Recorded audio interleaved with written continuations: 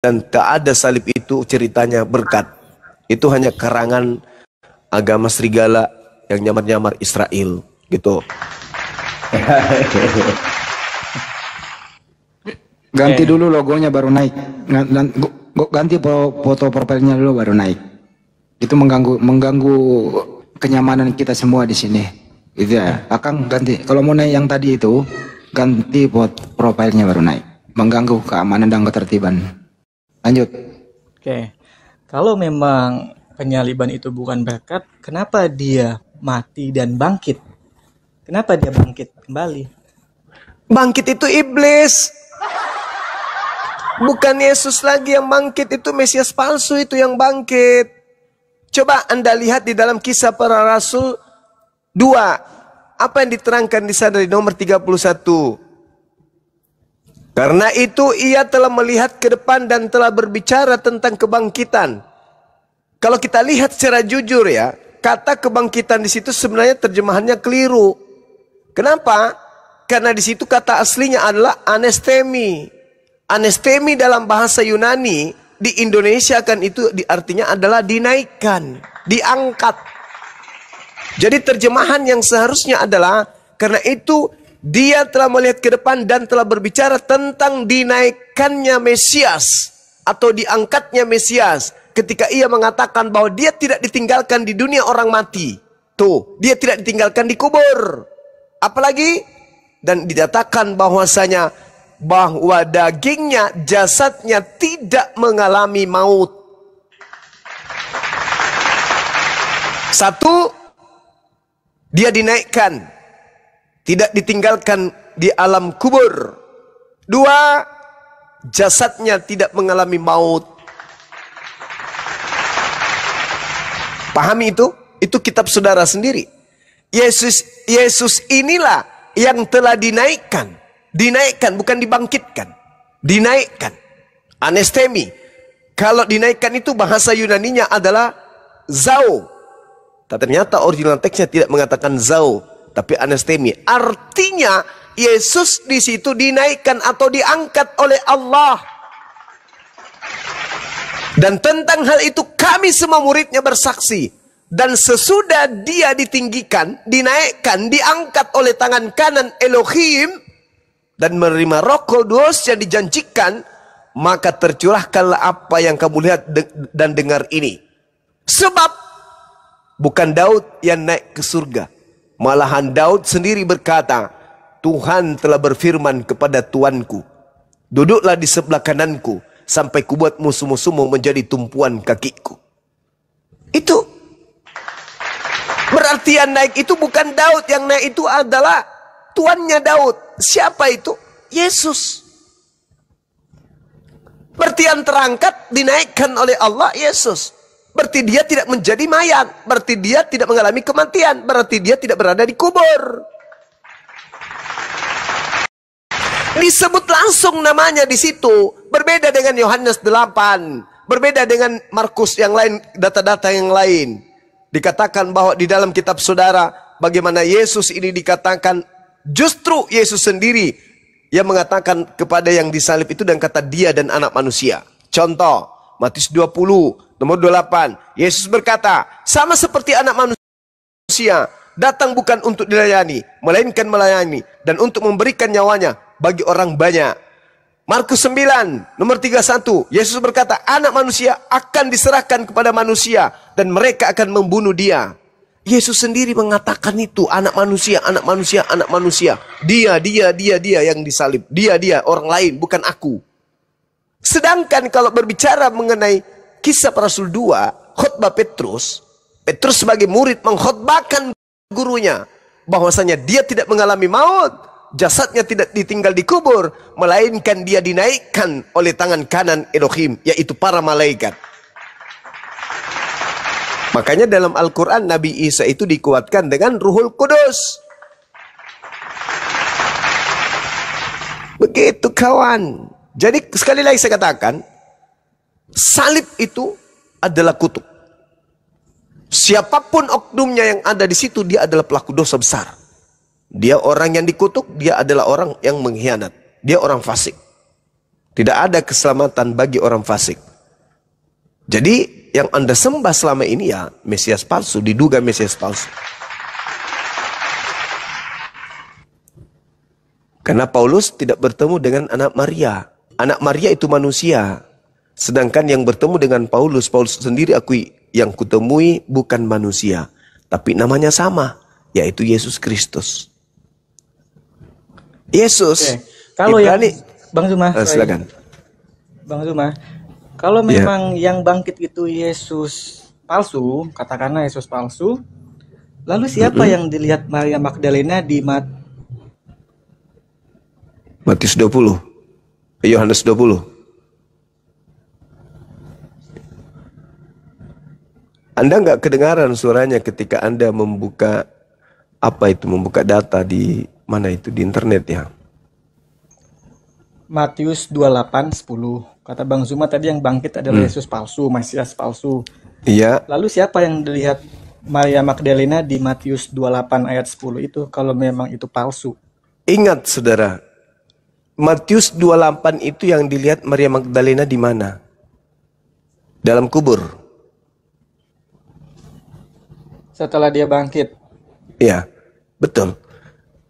Di dalam konsep pemahaman yang ada di 2 Petrus di kitab saudara, malaikat yang memberontak itu dilemparkan oleh Tuhan turun ke bumi dan menempati goa-goa gelap.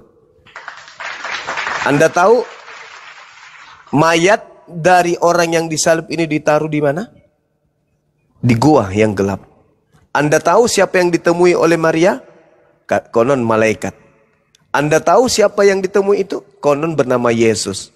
Apa mungkin hanya 2 hari 2 malam tiba-tiba kemudian Yesus tidak dikenali sama Maria? Apakah itu Yesus? Bukan. Makanya Yesusnya bertanya. Dia kira Yesus itu adalah tukang kebun. Apa mungkin? Gurunya, anaknya, kalau dia Maria, karena di situ tidak disebutkan ya. Kalau dia anaknya atau dia gurunya. 30 tahun lebih mereka bersama, pisah 2 malam, tiba-tiba dia nggak paham wajahnya. Hah? Ternyata yang ditanyai oleh Maria itu adalah Yesus itu sendiri. Muncul seperti malaikat dia, menggunakan jubah putih. Rambutnya bercahaya, kepalanya bercahaya.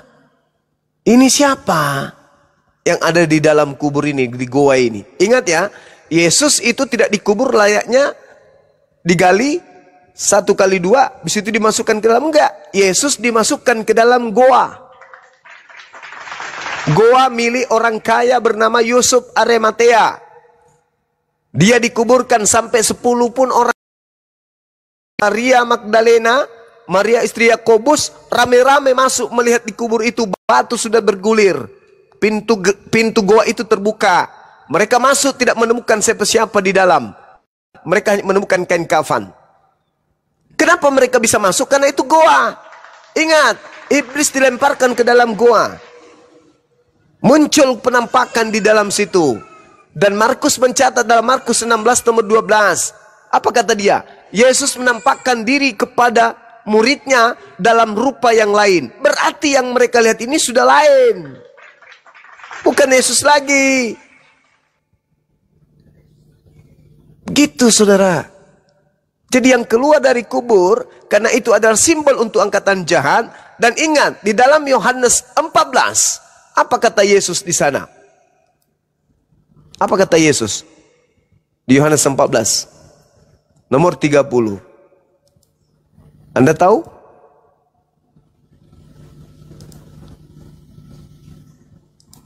Tidak banyak lagi aku berkata dengan kamu sebab penguasa dunia ini datang dan ia tidak berkuasa sedikit pun atas diriku. Berarti bukan Yesus yang disalib.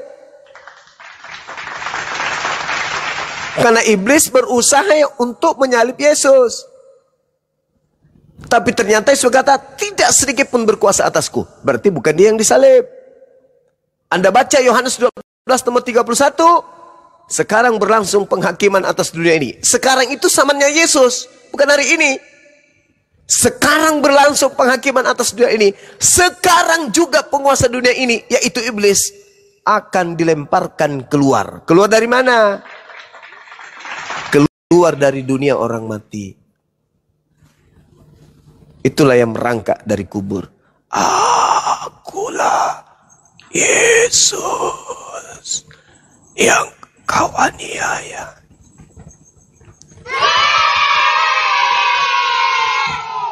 Silakan.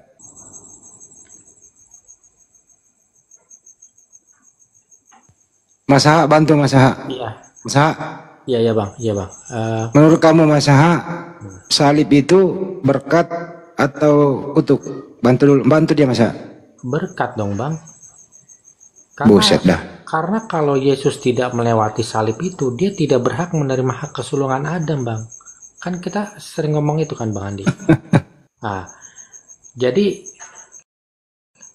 Yesus itu Bang Zuma, Yesus itu sama seperti Habel. Habel itu juga bukan orang fasik, tapi dia dihukum mati oleh Kain kan? Itu. Dan mengenai tadi Bang Zuma mengatakan tentang Lukas 20 angka 44 itu, ketika Yesus bertanya kepada murid-muridnya, jika Mesias itu adalah keturunan Daud, kenapa Daud memanggil dia tuannya? Karena hubungan Yesus dengan Daud itu sama seperti hubungan Muhammad dengan Abu Talib. Hubungan darah ke atas bang, bukan hubungan darah ke bawah. Nah gitu aja dulu bang ya.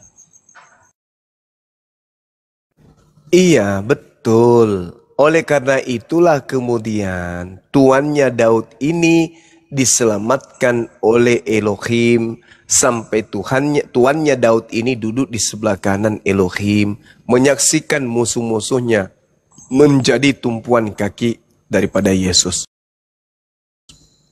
Bukan sebaliknya, Yesus hancur oleh musuh, enggak. Justru musuh ini hancur oleh Elohim. Itu dalil. Saya enggak bawa dari Mazmur, terlalu berat. Saya bawa dari Kisah Para Rasul 2. Itu analisa daripada Lukas. Lukas ini adalah seorang peneliti sejarah. Dia adalah orang yang menyelidiki peristiwa-peristiwa. Sampai catatan-catatan surat kabarnya dia itu sampai di kita dikabarkan. Pahami itu dulu.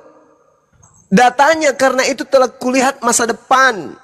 Dan telah berbicara dengan kebangkitan atau kenaikan Mesias. Kenaikan atau diangkatnya Mesias. Ketika ia mengatakan bahwa dia tidak ditinggalkan di dalam dunia orang mati. Tuh. Dia tidak ditinggalkan di dalam dunia orang mati. Jadi yang berteriak, Eli, lama sabaktani. Itu bukan dia. Karena dia tidak ditinggalkan di dunia orang mati alias kubur. Dan bahwa dagingnya, jasadnya tidak menjadi mayat. Iya.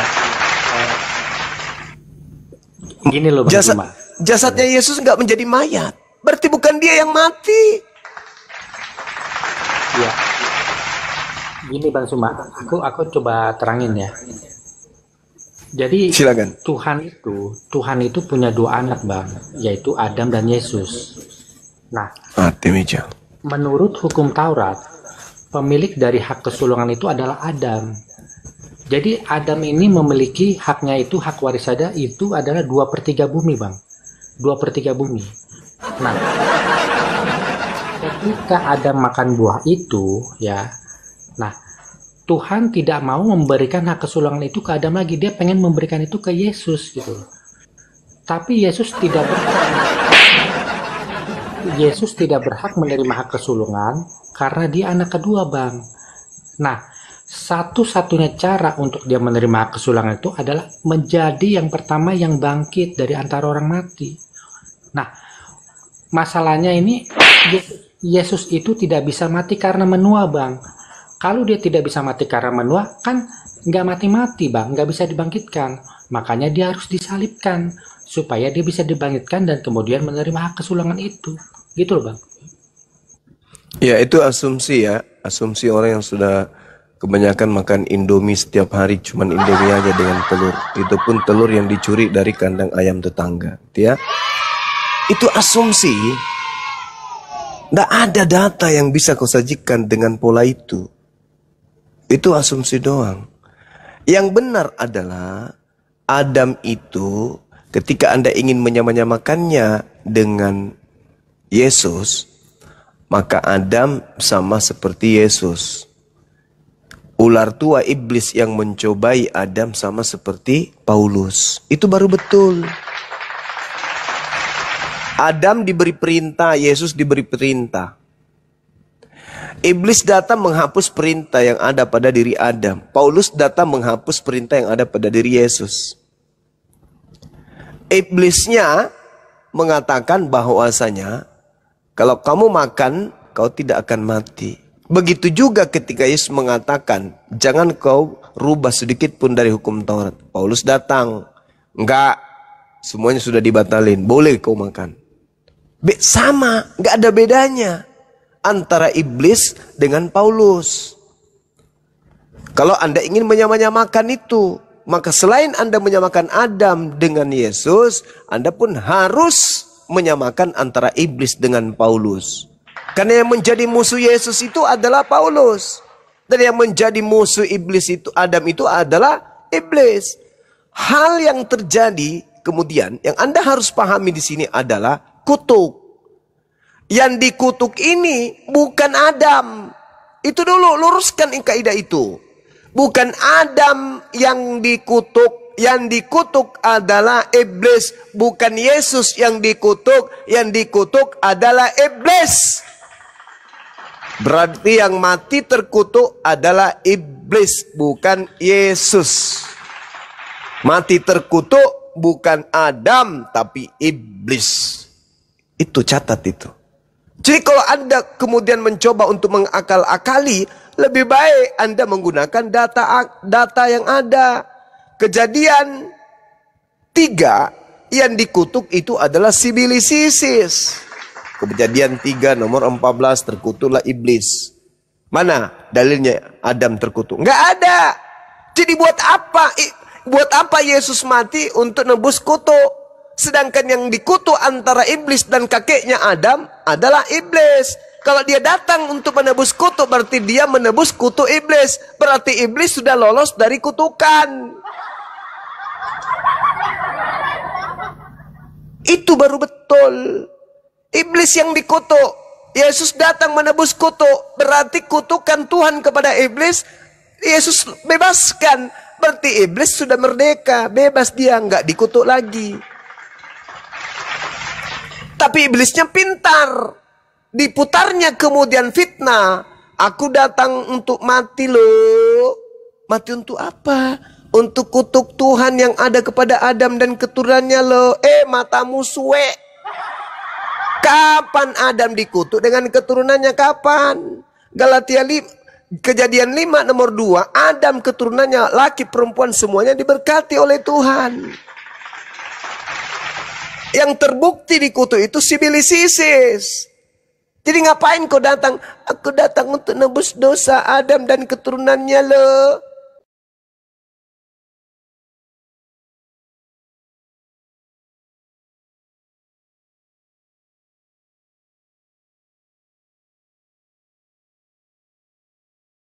Dosa Adam dan keturunannya. Padahal yang kutebus dosa itu adalah kakekku, si iblis itu, ular tua itu.